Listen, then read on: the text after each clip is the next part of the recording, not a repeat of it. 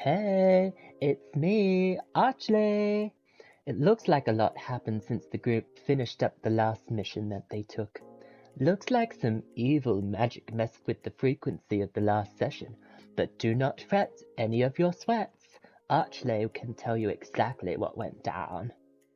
Well, we left off with the Sanstellan crew taking up another quest, one about investigating the giant race, which really intrigued the young and baby-faced fighters. Such scholars they are. They took up the mission as a little side hustle, and were to meet with a man named Francis Wallflower in the morrow, so they headed home and slept away. Darth the Dragonborn had a strange thing occur to him though. As he awoke from his little sleeping schedule, he found himself in an interesting world called the Outlands. The tall tower he found himself on was crazy big, and gave him a great view of this floating island world.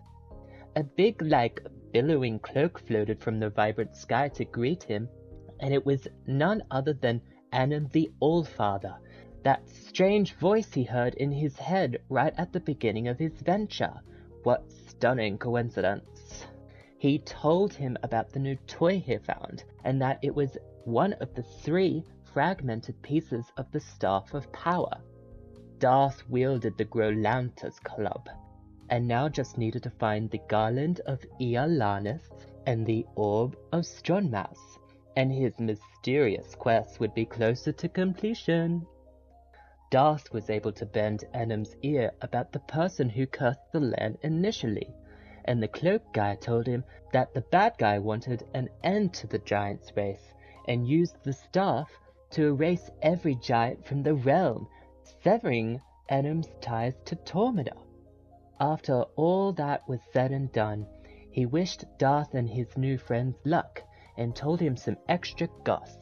'Twas quite juicy, but we'll get into that a little later. The team awoke to the next day, and made their way to Francis. They found a messy little room, messier than mine, and got interrogated by an old, scruffy dwarf guy. He asked them lots of questions, probed their mind with some cool mind-reading magic, and the group got a go-ahead to accept the mission. The old man told them about some stone tablets he uncovered recently. It seemed to connect a fairly well-known lost artifact known as the Royal Scepter to 3 more unknown objects of interest. Here, have a look for yourself. I think it depicts a large circle, a chain studded with diamond shapes, and a staff with horns. Francis asked the group to be on the lookout for any info on the 3 objects, and to bring back anything that could help them find the location of the Royal Scepter.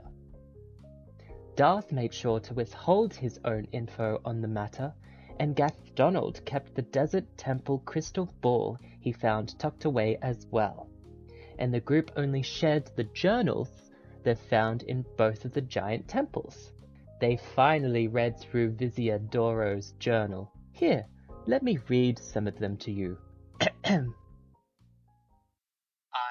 Doro, Vizier to Prince Og-Siv, am conducting research on behalf of the kingdom to find ways to truly unify the realm.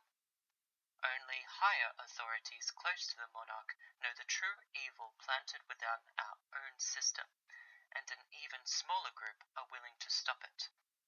We shall call this cooperative force Project Unity. We must all make haste in our studies, as the evil could quite possibly be watching as I write this. I, Doro, Vizier to Prince Og-Siv, have made steady progress on Project Unity.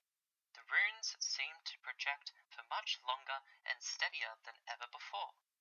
Using the inkwells found underneath these sands has truly accelerated the project significantly. I will send my findings and materials needed for the next step to Olga the Constructor. May she push us ever further to the success of Unity. They also found a very long and crazy complicated list of the Og monarchy. The monarchs would only last around 60 years, while their viziers would last 8 times as long. It seems to point to a fact that the monarch were not very healthy compared to a normal giant guy. It looks like Doro was to be the next in line to be vizier, but the list ends there.